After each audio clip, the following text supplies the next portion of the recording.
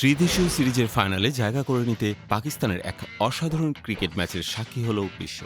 দক্ষিণ আফ্রিকার দেয়া ৩৫৩ রানের পাহাড়সম লক্ষ্য তাড়া করতে নেমে পাকিস্তান নিজেদের ইতিহাসে সর্বোচ্চ রান তাড়ার কীর্তি করল।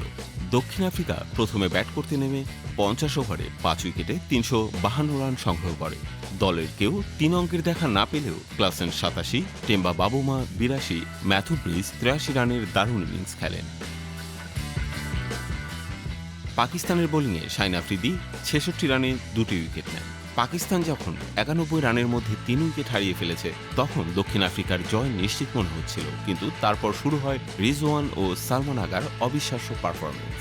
এই দুই ব্যাটারের ২৬০ রানের অবিশ্বাস্য জুটিতে ইতিহাস করার রান তাড়া করার সাক্ষী হন করাচি স্টেডিয়ামে উপস্থিত ক্রিকেট প্রেমীরা। সালমান আগা ১০৩ বলে ১৩৪ রানের অসাধারণ ইনিংস খেলেন।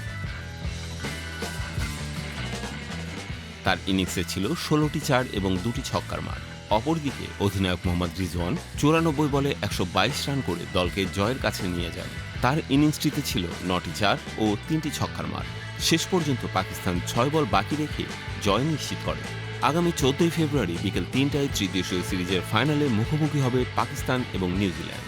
এই ম্যাচটিও যে বেশ রোমাঞ্চকর হতে যাচ্ছে তা বলার অপেক্ষা রাখে না।